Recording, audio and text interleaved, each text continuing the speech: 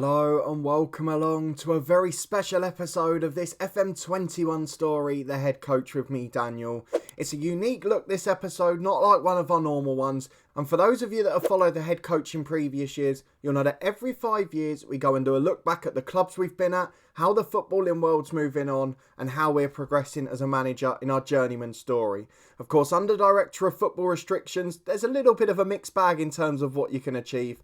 And this year, touch wood, so far, it's been a meteoric rise. So if you're looking forward to this one to see how the footballing world's shaping up and how our former clubs are getting on, please do put a thumbs up on the video. Subscribe down below for daily FM21 content from 2 long-term stories. And of course, you can catch up with all the playlists, the live streams and the podcast channel in the eye above. A massive thank you for your support with all of them. But of course, we're back at the end of Season 5 with Derby County, our first move in England, which took place halfway through this year.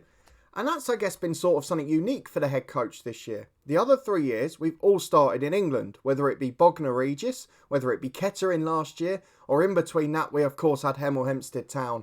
Here, we started at Brechin. Because of the pandemic and the way that the fixtures were starting in each league, the Scottish League started earlier, there were jobs available. So Brechin City was the start, and I've got to say, it's given us an absolutely brilliant time. So let's go and have a look at our history first. The most important thing perhaps after 5 years, we're earning over 20 grand a week, we've got a Continental B licence and we're already studying for the second highest. It's a pretty remarkable rise in that aspect. If we have a look at our overview generally across the clubs, you'll see we've managed to do a pretty mega job already. We've had 5 jobs in 5 seasons, which you may think meant some sackings. But we've not had one this year. We've had one in all of our previous saves, so hopefully this will remain the case and we can avoid a sacking for the first ever time. We've earned over £1 million already, the few days on holiday at the start as we look to get a job, and then 8 awards already as well, an incredible effort. The longest time in charge of a club, 2 seasons, that was essentially at Brechin City, and in the shortest time, 162 days. I'm wondering where that is, must be Arbroath, because we were only there half a season. 39 players in via our various Director of Footballs. Basically all that money was spent by Derby County, and the same in terms of the sold players. 30 players out, 39 million. The highest fee spent, of course, was 11.25 million. That in January for Amari Samuels at Derby by our Director of Football. And then the highest fee out was at Hibernian. Yannick Toure, no work permit. And was it Anik McShane there who sold him on? He went on for 6.75 million. 900 grand to agents, 16 players released, but we're not in control of any of that. Just nice to see what the Director of Football's doing. Our overall career, though, is sensational. 1 cup win, that's the most crucial bit. In fact, why does it not have a league win? Because we won the league with Brechin. But a cup win anyway. We won the Scottish Cup with Dundee, that brilliant game against Celtic. If you are just following along a bit later on, I'll put a link in the eye above to episode 25, or the cup final. It is my favourite episode of FM on the channel in all the series so far. In terms of games played though, we've won just over 1 in 2. It's an incredible effort. 100 goal difference, a win percentage of 51. It's been an incredible rise. So let's go through the job history and let's have a look at the clubs we've gone to. And of course you can see there is a competition win for Scottish League 2. So probably just a glitch with the overview screen. Even more so considering it's playing up now. So I think we'll take it that we've won the league as well. 1 league title, 1 cup title. Let's have a look at how our former clubs are getting on. Brechin, of course, we left just after getting promotion to Scottish League 1. We won League 2 at the second attempt after falling in the playoffs the first season. And don't forget, we were expected to be relegation favourites. Taking a club on who would have back-to-back relegations, who were in real trouble off the pitch. And we got them back up a division. Stars there, Malley and Rose up front, we remember them. Let's have a look at how they're getting on now. They are in Scottish League 1, but how did that pan out? Right, so they've become the ultimate yo-yo club. They went down the season we were at Arbroath. They started well, but then they ended up finishing 10th. They came up in 3rd in the playoffs the season after. Then this season, they're bottom of League 1 again. So they'll be going back down to the Scottish League 2. So it's been a very yo-yo start for Brechin City, but we were the upper part of that. Are there any players still there we recognise? A few. James Rose is still there up front, so he's got decent pedigree at 20 years of age. Kyle Banner's still there. McCormick, Church, Sturrock, Critchley, Bannon, Gould, they were all there under our management. but I'm not quite sure why their squad's got so small again. It's something that happened a few years back when we got promoted, or in fact it was between the two seasons, wasn't it? And we got left with this 13-man squad at the start. But let's have a look at the staffing, because there's only one thing that you guys want to know and I want to know. Is Pat Nevin still director of football? He is. Pat Nevin is the man, the official legend of this series. I think in episode 10 he got in the thumbnail, and he has become an absolute superstar. A Brechin City hero, a head coach hero. Pat Nevin has led to so much of our success with the way he started this series in the transfer window. So a massive well done to him. I guess a well done to Brechin, because they're yo-yoing between the leagues. They're fighting hard. And that's something we didn't know we'd have. And while we're there, shall we move on to Arbroath? Second in League One, they've missed out on promotion. Let's see what happened here, because it was a little bit bizarre. We obviously joined them after they got relegated from the Championship. And if you remember, when we left them for Dundee after 14 games, we had them 12, 14 points clear in the league, somewhere like that. They ended up dropping down to third remarkably, which shows how well we did and how well we timed leaving as we started to get injuries. But they did go up via the playoffs. They then came down the following season and they finished second this year. So a little bit of a yo-yo again. We've just taken all the yo-yo clubs in Scotland. Whiten's still there, Gallagher's still there, Tam O'Brien at centre-half, Comerford. There's a few players I recognise in that team. Not as many, it must be said, as Brechin, so a bit more of a turnover there. Do they still have that awful director of football? They do, Russell Ireland. Never signed a player for us, he was so frustrating. Left us with a 14-man squad, and then we had to bail as soon as we got injuries. Now, that wasn't such a bad thing in this save, because once we left Arbroath and gave up the chance of winning a title, leaving them in first place, we went to Dundee. Now, this was another club who at the time were yo-yoing, because Gordon Strachan had taken them up from the Championship, had them up comfortably in 9th place, and then he left for the EFL Championship, much like we did from Hibs. But we took over Dundee and it became my favourite stint of any head coach series ever. That half a year was absolutely incredible. Forget the fact we finished 5th and got ourselves into Europe. Forget the fact that the next season we left them in the top half. They ended up finishing 6th. The fact that we won, and we've got to go back to it, just as a reminder, the Scottish Cup final against Celtic. Carlton Morris with that unbelievable 90th minute winner. After we got pasted, we got battered, we held on for dear life. And then Carlton Morris from halfway ran the length, and with that little dink over, an absolute hero. A moment we'll never forget. A hero in the series we'll never forget. And probably will be my favourite episode for some time to come. A stunning effort really. Let's see if the director of football's still the same. Who was it previously? It was Jay Hurd. Yes, it was. He's still there. He's still doing well for them. And Dundee are still doing all right. Okay, they missed out on Europe when we went to Hibs. But it looks like this season, they've finished 5th again. So they've got themselves back in. Fair play to them. And look what Hibs have done. They've had a stunning effort there. So we'll go back and look at them too. As you would expect with it being a bit later on in the save, a lot of familiarity there. And this is where we first came into some wonder kids. So let's see how they're getting on. Josh Archibald was one of them. He's doing really well at 20 years of age. Josh Mulligan was a solid one in the middle. Wasn't quite as good for us. Barry Daly, who won us the European place with Hibs. He nicked us third by missing the last chance of the season. He has become a very good striker though. And then who else have we got there? There were one or two more, I'm sure. Oh, there's the other one. David Carmichael, the keeper. Good youngster, hero in Europe. And he's going to be remembered well because he's going to be a Scottish international. Super keeper. They've still got a few other names as well. And a little bit of a crossover. We left Hibs and Jason Cummins. The following January, he found his way over to Dundee, where he's now a rotational option. So a little bit of a link between two of our clubs there.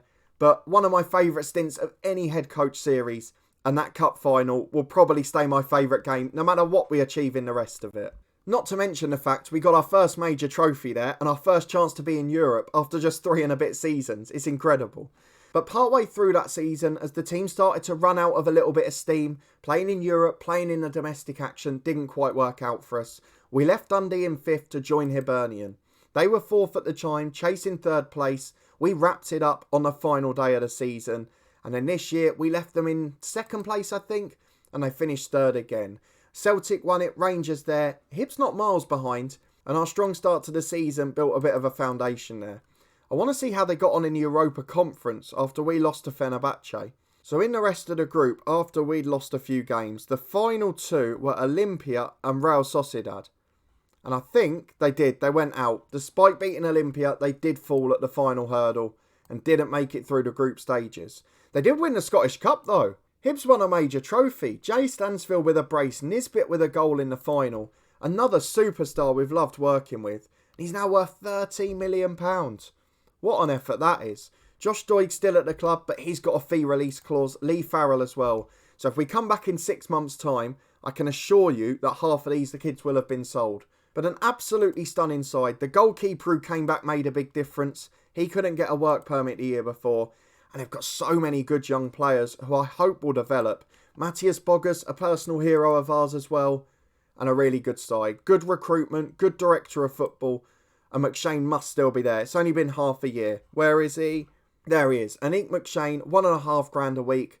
An excellent director of football. We've been really lucky with them in this series. Bar the Arbroath one, where we had a good enough first 11 for the few months, we haven't really had any problems. The other three have been brilliant, albeit Nevin's work was a bit later as he tried to save money, albeit Dundee might have gone a bit too far, Jay Hurd, in signing too many. We cannot complain at the director of footballs we've had, because they have all, bar the Arbroath one, been absolutely brilliant. And 4 out of 5 isn't bad for this series. On to the next season though, after leaving Hibernian in second place, we finished this year at Derby County. After taking over in 20th, we guided them all the way up to 6th and the final playoff place. That tense final game of the season just a couple of episodes ago. And then in the playoffs, even more frustratingly, Millwall beat Crystal Palace after we threw away a massive lead. We were 5-2 up after the first leg. We lost 5-1 after extra time in the second. And that's got to be the learning curve for next year. The director of football has to get us some experienced, solid defensive players. So we've got a little bit more experience in those situations. But a stunning effort, and after 5 seasons, we're fighting for Premier League promotion. It's unheard of for us in this series. So obviously that's a review of the clubs we've been at so far. Let me know down in the comments what's been your favourite game, your favourite stint. For me, the best game will always be that Scottish Cup final with Carlton Morris. But there have been some other memorable moments as well. Some wonderful ties, some wonderful European experiences. And of course our first stint in England now with Derby County, which looks like continuing with a transfer special next time. But before we go and leave everyone ahead of that, we of course promised we'd take a look at the footballing world. So let's have a look through the English, the Scottish and the European competitions and see if there's any major shocks in the footballing world. So, the key headline from the Premier League. Bournemouth have made their way back and they're a comfortable side in the top half. 3 years in a row, 4 years now they've been mid-table. So, a very good team. The top 7 is the normal top 6 plus Everton. Have they been there before? They haven't. So, that's their first year up there. Their manager now, Roberto Martinez again. There you go. Manchester United champions for the first time this season. After 2 for Liverpool, 1 for Chelsea and 1 for City. And 3 other championship clubs made their way up, but they've all gone back down this season. So not too much change in there. Let's go and have a look at the championship. We know that league very well, of course. Watford and Wolves up. Millwall win the playoffs. They will be in the Premier League for the first time in this series. Stoke down at the other end. Bristol City and Pompey. So a couple of fairly established names going down there, you've got to say. Into League One, any major shocks down there? Salford won the playoffs. They'll be up in the championship. Always seem to rise through the leagues in this game. And we saw that last year when we ended up managing them in the championship. Wigan, Gillingham, Bristol Rovers, Scunthorpe down to League 2. Coventry and Ipswich back up. Crewe were in the League 1 playoffs as well. Walsall too. Both sides that started in League 2. But otherwise, not really many massive shocks at this level.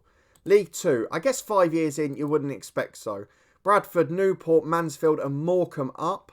Down go Chesterfield and Stevenage. So Chesterfield had made their way back up. Notts County survive on goal difference. Bolton still stuck in the bottom half of League 2. Ebbsfleet and Barnet in mid-table, doing quite well. Wrexham win the National League playoff final. Cheltenham win the National League. Plymouth down in 6th in the National League. That's a bit of a fall from grace, isn't it? Is there anyone else down there that's a major shock? Barrow just promoted to League 2 at the start of the save. They've gone down twice and now they're in the National League North. Otherwise, no big standouts there. Into the North, Gateshead have gone up via the playoffs with Chester. Are there any other massive shocks down there? Just one relegation for Kings Lynn. one for Halifax, and Hitchin made their way up a local side to meet but ended up back down again. And finally, the National League South. Boreham Wood back up after a relegation, the same for Maidenhead via the playoffs. Our FM20 club, Dorking Wanderers in the bottom half, and Hemel Hempstead down there as well. But no massive shocks, other than probably Plymouth, who have gone down 2 divisions, and Barrow next year I guess will fall in that category too. Just looking at the top scorer in the National League South here, Silla, he's a League One player. Absolutely brilliant. Looks like there's a few clubs after him in League One. He has got a scout report for us. But what a player he is. He'll certainly do well in the Football League eventually. 26 goals suggest that as well, and just 19 years of age too. Let's move on to the Cups though. The FA Cup, 4 wins out of 5 for Liverpool. Beat Brighton in this year's final, City getting 1 in the middle. So a definite favourite of Liverpool's there. In the League Cup, they've also completed the domestic cup double this year. City, Chelsea, United, Chelsea. And this year, Liverpool win that and the FA Cup. The Community Shield, not so important, but all the big 6 winning that again. The EFL Trophy, Luton have won it, my beloved club, but 3 under-21 sides, not really what we want to see. And then the FA Trophy, 3 wins for Hartlepool. Good to see them getting some big days out at Wembley. Let's move on to the Scottish Premiership though, because that's obviously where we've spent most of our career. And very much unlike the live stream save with Dundee United, Celtic have won it every year here. Of course, in the Dundee United stream save, Rangers won it both years. They intercepted 10 in a row. But here, Celtic have made it 14 on the bounce. So that's certainly an interesting one. Not really close in terms of point totals either. In the Championship, we've got a fairly familiar names up there. The likes of Falkirk, who have come back through 2 divisions. But Hamilton, Dunfermline, Dundee and Hearts. Dunfermline always seem to have a very good side in this game. In League 1, Queen's Park won it the season we left Arbroath part way through. Inverness did get up eventually, Morton and then Partick Thistle too. In League 2 though, it's Brechin City in the second season, the one we're responsible for. Otherwise, a little bit of a rotation there. No real standouts and no real dominance from any one club. In terms of the Scottish Cup, we were responsible for the Dundee one. We were in charge for part of the season for the Hibernian one this year, but 2 for Rangers and 1 for Celtic. Spread out pretty nicely there, I guess. The League Cup, 1 for Hibernian, 1 for Rangers, 3 for Celtic. And interestingly, the Scottish Challenge Cup, we've got Hartlepool United the first year, doing a double with the FA Trophy, Livingston, Cheltenham Town from the National League and Hearts. So very much Scottish or English dominance there. The Welsh and Northern Irish sides not getting a look in. Of course, in our Bangor City save, we participate in this trophy, so it's one we always like to keep an eye on. If we finish off though with the European competitions, let's see how the Champions League is going. Liverpool have won everything bar the league. Back-to-back Champions Leagues for them. City, United and Real Madrid. English dominance in this series, interestingly, despite having most of the big European leagues loaded. So that's certainly something we'll keep an eye on. The Europa League, Arsenal got 1, but other than that, massive clubs. Atalanta, Gladbach, who featured heavily in recent episodes of the Bangor City save, Bayern Munich and AC Milan. And then into the Europa Conference now. The first 4 years, 1 English winner in Leicester, but otherwise Lokomotiv Moscow, Valencia and Atalanta who won it this season. 3 English victors in the European Super Cup as well, so we'll keep our eyes peeled on the future of that one. And our final looks are going to be the European Championships, and they're also going to be the World Cup. So the Euros, the first 2 were won by France and Holland.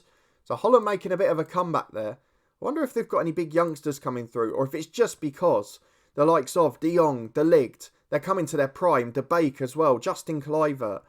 They've also got a few experienced heads there, the likes of Van Dijk, Wijnaldum, Blind. But who won the World Cup? That's the question. Belgium won it. They finally got there.